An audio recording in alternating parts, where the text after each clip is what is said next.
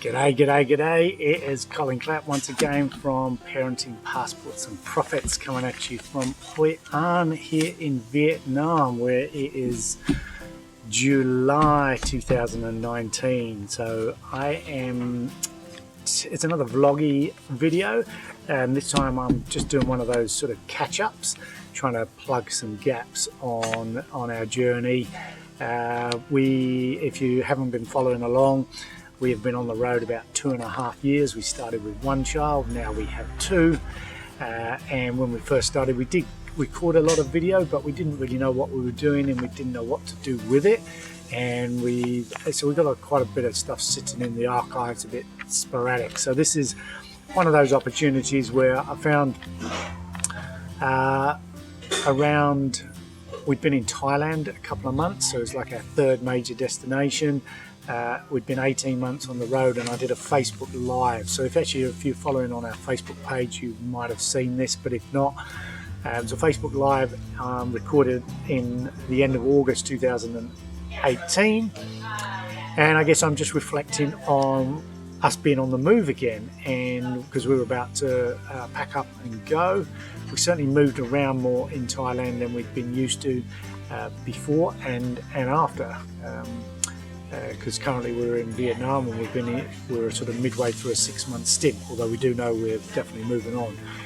So yeah, so this is I'm pretty much introducing my reflections of us traveling light, which I recorded in a Facebook Live. And yeah, it's about sort of embracing that minimalism that has allowed us to function, to sort of get into systemization of packing and moving. And so yeah, it's a Facebook Live.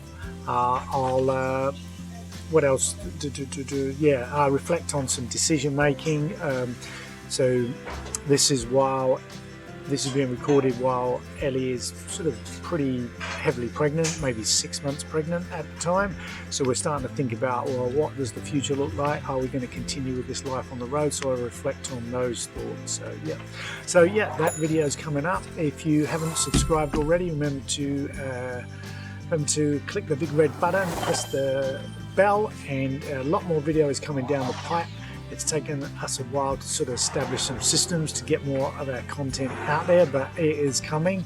And yeah, so if you don't want to miss anything, press subscribe and ring the bell, and expect more from us in the coming weeks and months. And the baby will be introduced soon if you haven't already seen her. So yeah, if you want to see her, make sure you're just following along on the social channels. Those are definitely more up to date. Okay, so here it is, my Facebook Live reflections of 2 months in Thailand and traveling light. Okay, talk to you soon. Hello. This is the first time for me. Couple of examples actually. It's dark. It's about 10 o'clock. Yeah, so it's Wednesday night. It is our last night in Thailand, or it's our last night in Thailand for now. So if you've been following along,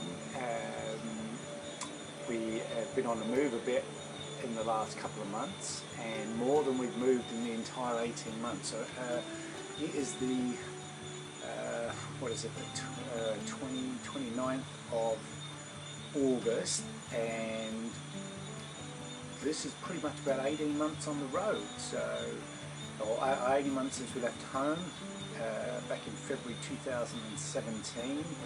And so if you've been following along, you know most of the time we have been in just 2 places. Malaysia for 10 months, in Penang, and then Bali for 6 months, Bali, Indonesia for 6 months.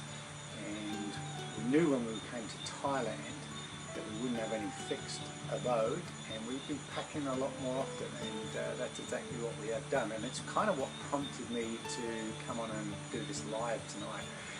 So behind me, so I know some of you are watching and you're thinking about, you know, crazy things like maybe what we're doing, but sometimes we talked about travelling light and all those sorts of things. So I thought I'd come on and show you exactly what we're travelling with. When we left New Zealand in say in February 2017, we had 2 backpacks, 1, 2 full backpacks that Elly and I have both owned for a long while. Elly's had hers, got stickers all over it, and if you can tell, she's got flags all over it where she's travelled all around the world. She loves this bag, she's very attached to it, and lots of stories and memories, that bag. So this bag here is, I can't even remember how long I've had this. I'm not too sure it's really fit for purpose, but I keep moaning about it, blah blah blah, but it's working. And when we left, we had these 2 and 1 full suitcase. And then we've got, this is Elly's day pack, which is on its last legs. It's falling apart, and we're just really hoping we can get back to New Zealand with it. It's because we're kind of doing a bit of a refresh on everything we want to do. So, and here's my day pack, which is actually a Kathmandu cycling pack, and again, this isn't really fit for purpose for a digital nomad life. So if you saw some posts several months ago, you know I'm trying to deal with this, but we're going to hang in there until we get back to New Zealand. So when I talk about getting home to New Zealand, for those of you watching and have no idea what I'm talking about, we're heading home because we've got a baby coming. So pretty exciting, the whole journey. So yeah, little Miss is 4 and a half, and she's going to have a wee sibling by the time she's 5. Since we left Penang, we got rid of a suitcase and we're down to 2 backpacks. And as I say, the reason I was prompted to come on here tonight is we're both packing. This is the most organised I've been, packed in advance. We're leaving at 5:30 in the morning, and so we'll wake little Miss up. It's a domestic flight to start with, and we're heading to Laos. Which is going to be a first for all of us. None of us have been to Laos. We're really looking forward to that. We understand it's pretty quiet. We're not too sure what the internet connections are going to be like, but we're really looking forward to that. So this is probably the first time I've been this totally packed in advance. I'm usually right up late at night, putting it all in, and I've actually got a couple of hours to go. So this is really well organised. So yeah, what prompted me was that I've still got like loads of space, and I was like, and Elly had all this space at the bottom of the bag, and we was like, well, why have you got this sort of space? Since we've been here in Thailand, so we've been here about coming up for our 60 days, which is why we have to leave. So that's why we're going to Laos, and we are coming back to Thailand. So when I said we are heading out, when I said we're heading, hi there. When I said we are heading out of Thailand, it's kind of temporary because we know we're coming back to Thailand, and we're coming back for the Project World Schooling Summit in Chiang Mai, which is at the end of October. So very excited about going to that. But we can only do 60-day visas at a time, so we are doing I guess we're doing a visa run to Laos. But we're going to stay there for a few weeks, check out the internet, see if we can work remotely from there, and if it works for us, we'll stay for as long as we can, which will be 30 days, and come back into Thailand, where we will really get to grips with Chiang Mai. We're really excited about going there. Elly's wanted to go there right from the off. I was a little bit dubious in the beginning, wasn't too sure about it, but now, 18 months into the journey, I'm really looking forward to it.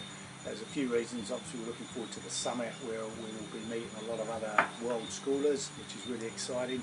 But we know some world schoolers live there, and so we're really curious about what it's like as a sort of semi-permanent environment, you know, where you can meet other children that are, you know, doing the same as us. So there's a few spots around the world.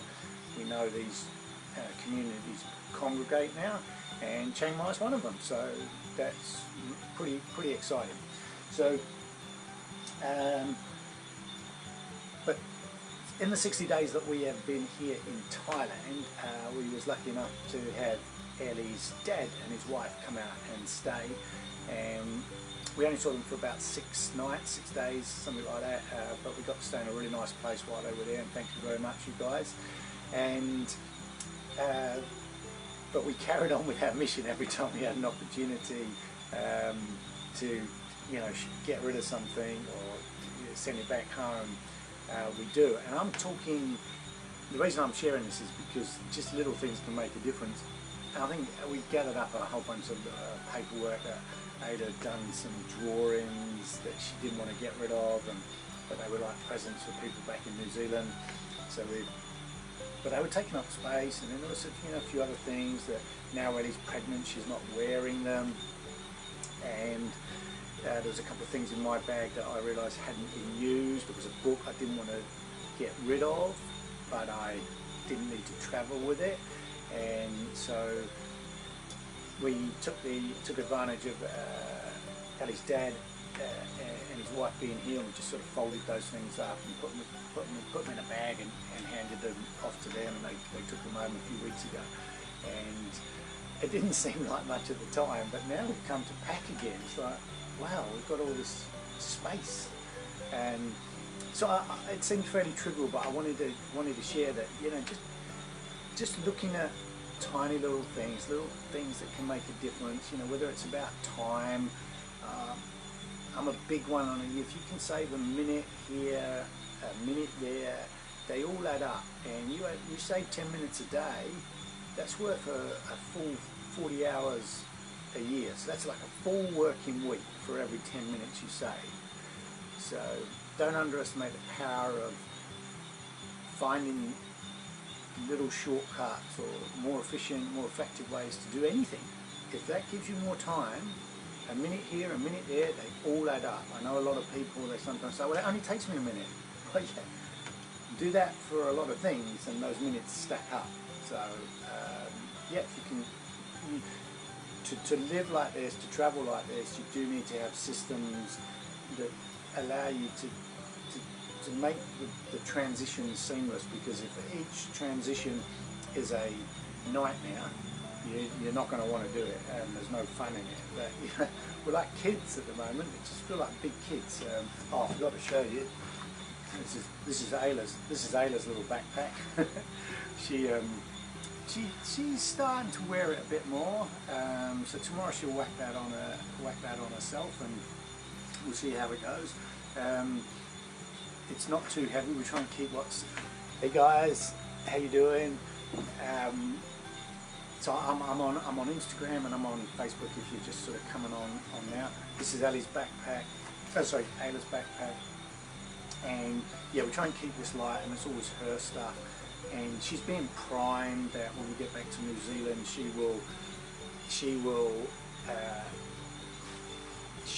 when we go on the road again, I'll come back to that in just a second. When we go on the road again, she's going to have her own little suitcase, and we kind of feel like she's probably ready to, pull a wheelie one around, and that's pretty exciting. I'm not just sort of just probably fold this up and put it somewhere, because we now, within the space of these two backpacks, have got to find room for all the baby stuff. So yeah, I guess something else I'll share with you. So the plan at the moment is that we will return home in probably the end of October, November, to have the baby, get settled in and have the baby. We had a home birth for a little miss, and it was a very special occasion and a very special experience, and we looked into having the baby in Asia, and found out it would be possible. But yeah, the plan is back to New Zealand because we want a home birth. We did find out that we could do that in Asia, but it was a little bit underground. We heard some lovely stories, and we know a few people who have had babies and a natural birth over here, but it wasn't that easy to find midwives. It wasn't sort of coming that it would all be safe. And a lot of you won't know, but although we had a very magical home birth back in New Zealand, we didn't have a magical afterbirth, and Elly had to be rushed to hospital, and Elly had to be rushed to hospital, yeah, and I guess without emergency medical care for the afterbirth, this story would not have unfolded. So, it's in the back of our mind. I mean, it's probably not going to happen again, but, if it does, we want to make sure we've got all the medical, we've got the best medical that we've got access to. So, yeah, we made the decision we would go home, have the baby at home, and see how it goes from there. And the current language within the family is that we will return to a life on the road. We don't have any intentions of staying at home. We don't know when we will be ready to leave again, and we're not putting any pressure on ourselves. When we left, we was not in a good place mentally, emotionally, physically. We needed to get out. 18 months on, this adventure has been amazing for us, and we're still recovering, you know, still a lot we've got to get right, you know, but we just feel like different people, kind of got our mojo back a little bit and feel ready to tackle the world again. And that's kind of what we're doing, and you know, sharing our story, hopefully you know, inspiring others that, you know, anything's possible. I've said many times before, there's nothing easy about this life, but we like to do it with a smile. We're always looking for the positive, always looking for the optimistic side of life, and you know, we'll just keep dusting ourselves down and going again, and we're loving the challenge of carving out this life. And so yeah, the current thinking is that once the baby's out, into the front pack and let's go again. And obviously that's why I'm sort of showing you how we're packing, how we're traveling. It's we need to get things down into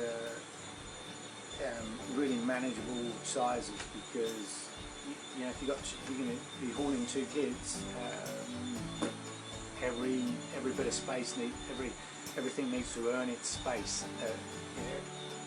Earn its space, earn its weight, and make sure it can fit. Yeah, we're presuming from experience, you know, actually it's quite easy to travel with a newborn. You just strap them to your chest, strap them to your back, and they're not too much hassle. It's when they can walk and move that everything gets a little bit more difficult. So we've really enjoyed the sensation of finding little pockets of space, because as you let go of things, and I guess that's something else I wanted to bring, as we let go of things, other things, it creates room for other things. And at the beginning of the year, when we were highly stressed, you know, we still weren't sure if this is all going to work out. We left Penang, went to Bali, took some risks, and we adopted 2 words for the year. We chose one each, and one of them was abundance, and one of them was faith. You know, and I'm not talking about from a religious stance. I'm talking about abundance, that we just had to believe that everything we needed already existed, and faith that it was going to turn up when we needed it. And that's why we've been very, let's just let things go. We just handed off anything that we didn't really need. We left some things behind with friends in Penang, and we just said, if we never come back for these, you know, they're yours, you just use them now, though they're yours, and if we never come back for them, it's no big deal. And that helped us get rid of the suitcase, and also just, you know, little things, by letting go of things, other things, everything that we really need. And you don't need much in this life, you don't need much, it's just about being with each other. Everything we need comes our way. And to give you an example, so when we were in Penang, we bought little Miss a little bike, and I was like really enthusiastic. She's only 3, but yeah, let's see if we can teach her to ride a bike. And because she'd really taken to swimming, there's me thinking, oh, you know, I'll give her the same attention with a bike and she'll learn to ride a bike. But it was pink and beautiful and all these sorts of things, but the bike thing just didn't work. And we had these friends in Penang, and they gave us a scooter. Now I don't know if you can see on my bag, the scooter is split in 2. There's the one bit of it, and the other bit is on Elly's bag. And yeah, that's it. We can just take this scooter apart, and I mean, it's not secure, but it's been through airport after airport now since Penang, and the scooter comes with us. So we let go of the bike, gave the bike to someone, and the scooter just comes with us. And when, you know, one day it will go. The people who gave it to us have given us permission to pass it on, and it will go. But each time we give away something, other things seem to come our way, and it's just what we need at the time. I'm talking little things, anything from umbrellas or whatever, you know, because it lashes down with tropical rain here, all sorts of things. Yeah, things we need, they just turn up, and we'll keep giving things away because we need to make as a minimalist, you need to make space for other things. And when we get home, since we've sold our house since we got to Thailand, and so when we go home we have no permanent base. Not that we really had one. We rented out, said emotionally goodbye to it, but now we've definitely said goodbye to it, and we'll take everything out of storage that we thought we might keep. That's going. We can't wait to get rid of all of those things and just get down to virtually nothing, and just keep moving, and find this has proved to be a way more enjoyable way to live for us, and at the moment we don't want it to stop. So Elly's online career is slowly but surely getting stronger and stronger. I've only just come to the party recently and started to pick up a couple of clients, and so the way we see it, it's just keep moving, keep thinking abundant, keep thinking of faith, keep practicing, and we're certainly no worse off than we were, depending on how you want to look at it. But so I'm not going to stay online too much longer. So as I said, it's a late night live. Thanks for joining me. I just wanted to highlight we're not travelling with much. This is it. 2 full backpacks, and when I say full, not quite full, because we've made space for more, and we're really happy about that. And little day pack for little miss, and two simple day packs. These are not even big day packs, and they're not even quite big enough really, but so they become our checked in luggage. And Elly and I usually keep our computers in here, and anything related to being work, we figure that's the stuff we want to keep close to us. If anything's going to happen, we don't want to lose those, so we keep that stuff close to us. But yeah, this bag's on its last legs, but we'll try and keep it until we get home. And that is it. That's our whole life. Our office, everything we need to function is inside here. And it means we can move to these cute little places with a little bungalow and Krabi. T-shirts. If I wasn't live, I wouldn't even be wearing this. I'm sweating buckets. There's a fan on over there. Mosquitoes are getting in. But if we get a good internet connection in Laos, we will be throwing up some more updates and some lives. So tune in. So wherever you are in the world, whatever sort of day you are looking forward to, I hope it's a great one. Have a fantastic time, and we will be in touch soon. So Instagrammers, bye. Facebookers, bye. And see you next time. Bye.